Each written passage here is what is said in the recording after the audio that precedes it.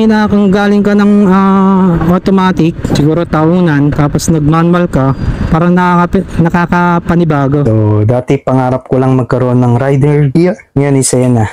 So, ayun mga kuya, mga ate. Ayan, bali, nandito ako ngayon sa may SEC Auto Supply. Bali, nagkambas ako dito ng mga helmet, riding gears. At, ayun, tumingin kung magkano yung presyo. Wala tayong video sa loob. So, sayang. Ang gaganda ng riding gear, boots, accessories, at kung ano-ano pa. Kaso nga lang, syempre, yung budget, mahal, syempre. Pero kung may budget ka naman at kaya mo naman, kahit pa konti-konti lang, pa isa-isa, gora. Bali, nahiya na rin ako mag-video, parang feeling ko isa bawal. At yan, nandito ako sa may 10th Avenue. Along 10th Avenue itong street, pati sa likod ko. Ngayon is pupunta naman tayo sa may Casco Market. Alam mo yan, nakatatlo ko, namatayan. Yan, hindi mo kabisado talaga eh. Ayan, kabilaan yan, yung mga bilihan ng mga spare parts ng motor, accessories, bilihan ng mga motor, may kainan din dito. Grabe, pag di mo talaga kabisado yung isang kung galing ka ng automatic, siguro tahunan, tapos nag-manual ka, parang nakakapanibago. Pero nung natuto magmotor tricycle manual diyan ako natuto. Meron dyan mga kumakawa yan, yung mga nasa letji. Woohoo!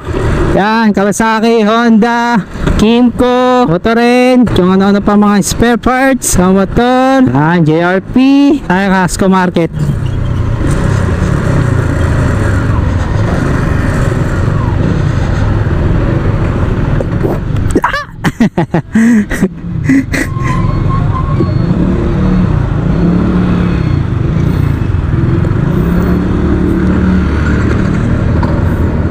Matayan ulit tayo. Kaya na dito tayo. A few moments later. Ako na namamatayan ako Hindi na ako marunong. Hindi ako marunong, matayan ako. Hirap mga pa, ang hirap mga pa. Ilang beses na tayo namatayan. Okay lang, practice means perfect, sabi nga. So yan, meron na tayong biling rider gear dito sa may putang na mo.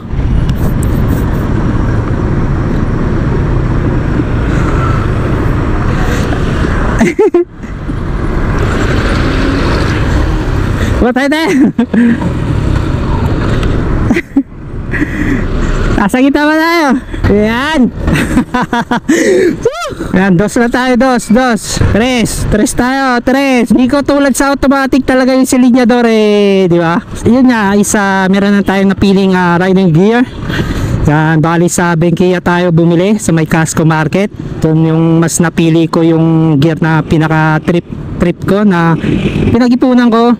Kasi sana, kaso nga lang mas abot tayo din sa SEC, pero mas napili ko sa may Casco, Benkia. Mas better yung design kumpara sa SEC, pero maganda rin naman sa SEC. So ang binili ko doon is jacket tsaka pants, yan, para safety tayo. Pero kahit naka-safety tayo, syempre ingat, alalay. Kaya lang naman na bumili, syempre naglo-ride tayo yung mga panahon na wala pa tayong budget, wala tayong gear, long ride, naka-jacket lang. Especially nagbagyo ako, doon ko lang na-realize na talagang kailangan talaga magano Panginoon, matayan ako.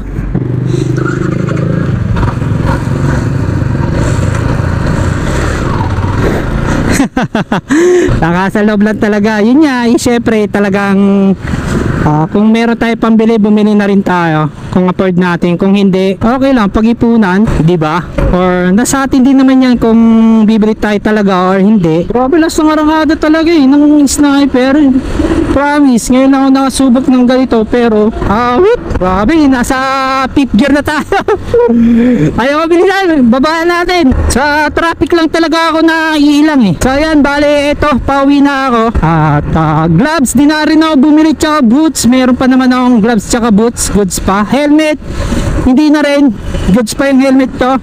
So jacket tsaka pants lang talaga. Alright, top track yan, nalalay tayo. Mahirap na, diba? So ayun.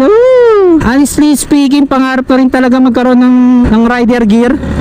Siyempre, so ngayon nakabili tayo kasi pinag-ipunan ko talaga yan, yung pambili. Yung pambili ko dyan, kinuha ko sa may part-time. Yan, kumbaga sa barko is tatawagin is business. Yan. May mga tropa ko din nakakalam na meron din akong business sa barko. Yan. Tsaka kinuha pambili. Yan, pinag-ipunan ko talaga.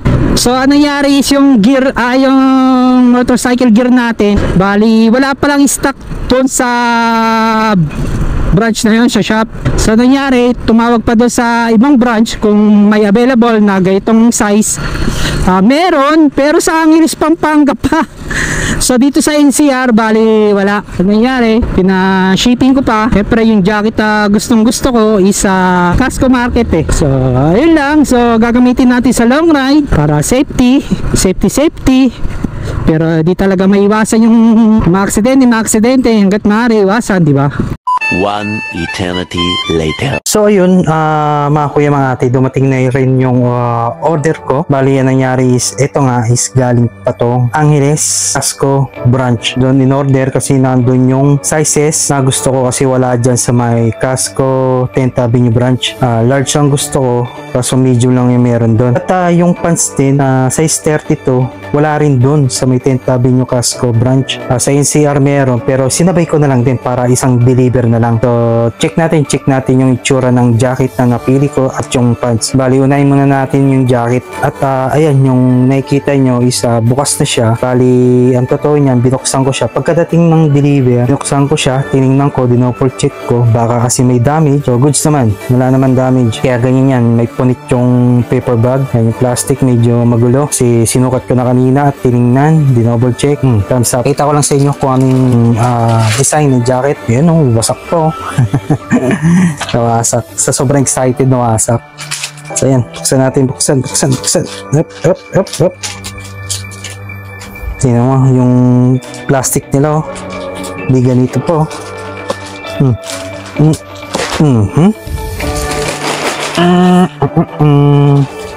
So, kilig ka lang muna. Mamaya ka na. So, ayan yung itsura niya. So, black neon. Kasi nga is neon green yung nandito. So, ayan yung reflector light niya. Ayan, meron din dito. Sa bulsa, ito yung bulsa niya. Kaya ito. Ito yung pinaka gusto ko na design sa Binkia. Ito yung gusto ko. Ito yung pinag-ipunan ko. Akala ko kasi wala na to. Pala, meron pa pala. Ang nangyari lang, yung sizes na gusto ko wala. Sa Angeles pa meron. Sinorder pa. Yun yung in-order pa. So, yun yung itsura niyan. Meron pang bulsa rito. May isang pa klaseng design nito. Wala to. Walang packet dito. Ang meron lang yung Binkia. Ito yung gitong Binkia. Ito kalaki. Hanggang dito, pero wala to. Ito lang bulsa. Same design. Ito lang pinagkaiba. Wala. Pero mas bet ko to yung gito. Yung may bulsa rito. Tapos reflector light. Sa leeg meron. Timas yung Binkia. Reflector light din. Dito rin. Sa kabila meron din. Yan. So check natin yung likod. Ayan, meron din. So ayan yung likod niya. So ayan, meron pang reflector light. Tapos meron din gray. So sa harapan wala. Likod lang. Ayan. Bandang siko to. Bandang siko. Ayan. Sa kabila din meron gray, neon green sa Binkia. Meron din dito sa baba. Yan, meron din reflector light. Ito, meron din. Ito rin, Binkia na pangalan, reflector light. Bali, ang size niya is large. So, check natin yung harap. Ay, harap. Yung loob. Yeah. Yung itsura ng loob niya. So, ito yung back pad. Dito yung chest pad. Dito rin, chest pad. Tapos, elbow pad. At dito rin, elbow pad. So, ang nangyari is meron pang isang klaseng ganitong design na yung elbow pad, chest pad, tsaka back pad is matigas. Yun yata yung mga pangkarerang pad. Ito naman kasi is solid na gomang solid. Yan, nabibend siya. Hindi katulad yung isa matigas, hindi siya nabibend. Kaya kung meron kang abutin sa batok, hindi mo siya maabot. Kailangan tanggalin mo pa yung jacket mo. Ito, kahit hindi mo tanggalin yung jacket, maabot ng batok. Yan ang base sa opinion ko sa jacket na sinukat ko. Yan, hindi na ako yung maglo-long ride na naka-jacket lang talaga. So, meron na tayong gear. Ito paano, safety. So, ito, pag nilalaban to, sa akin hand wash lang. Kasi pag ni-washing mo, parang magkakaroon ng damage. Tama-tama to pag nasa gabi, bilis makikita yung rider kaagad. Set aside ka lang muna dyan. Next is pants. Yan, pants. So, flex ko lang kung ano itsura ng pants na nabili ko. Bali, ang napili ko is jeans. May mga iba't ibang design pa to, pero mas bet ko yung jeans. Yan, ito yung itsura niya. Para siyang jog style. At dito yung lipat, tsaka hip. Dito yung hip.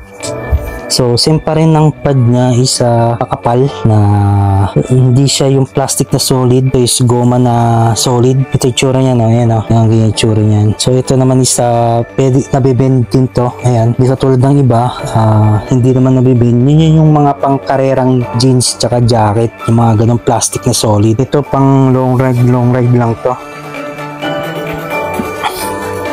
Para sa akin, sa iba kasi katulad yan, may mga big bike, either ganitong style or yung isang style na solid yung pagkakalagay dun sa knee pad at sa elbow pad, back pad, chest, knee. Yan, depende kasi sa inyo rin. Pwede rin sa akin, pero mas okay na sa akin to kasi hindi naman nagkakarera at wala naman din ako big bike. So, small CC lang tayo. Long ride lang. Endurance, pwede rin. Depende. Para sa akin, endurance, okay na to. Hindi naman ako nagkipagkarera sa endurance eh. Diba? Yan. Ito yung jeans. Ikot uli natin yung jeans. Tapos, nakalagay dito, Binkia Denim Speed 1 Yan. Ito po. Yan. At ito nga pala, ito is stretchable. Tama-tama lang sa akin yung size 32. Dapat, ang size ko lang is 31. So, in-adjust ko ng 32. Yan. Kasi nga is walang size 31 at 32 doon sa 10th Avenue. So 30 at 34 lang. So in order pa to sa may Angeles branch. Same lang to, same. Galing Angeles. Black neon, black pants na meron tuldok na kulay brown. Tsaka dito is jeans. Dito ano to eh. Yan, parang singawan to. Dito rin singawan. Yan kabila niya meron din dito. Ito kala mo parang ginago lang yung pagkakagawa eh. Pero hindi. Design na rin yan. Yeah, dito pa pala oh. So yan, Binkia, kulang na lang na boots na Binkia at helmet na Binkia. Pero kaya Binkia helmet pin ko wala. Bali ang total ang binayaran ko is 7,750. So ito is 3,150. So ito 4,600 sa jacket, 4,600. Ito 3,150 yung jeans na yung pinaka lowest price ng jeans nila. So may iba pang klaseng jeans pero mas mataas ang presyo. Ito 4,600. Siguro ito yata yung pangalawa sa pinaka lowest na jacket sa pagkakalam ko lang. Sa sec tumingin ako. So medyo mahal, may mga magaganda ding design tsaka jeans, pero mas bet ko ito yung ganito lang. Para sa akin simple lang to. Para sa akin siguro sa iba ewan ko. So goods na sa akin to, goods na to sa akin. So boots na lang siguro, boots saka next year na lang, tsaka helmet next year na lang din. Goods pa naman yung helmet ko na gagamitin. Gloves goods pa. So dati pangarap ko lang magkaroon ng rider gear. Ngayon isa yan na, nakabili na rin sa wakas. So ayan, pinag-ipunan ko, motor na lang yung kulang. So let's see kung ano yung motor na mabibili natin. Hindi ko alam kung cash or hulugan. Ayun, dito ko na lang tatapusin yung aking vlog. Salamat and ciao!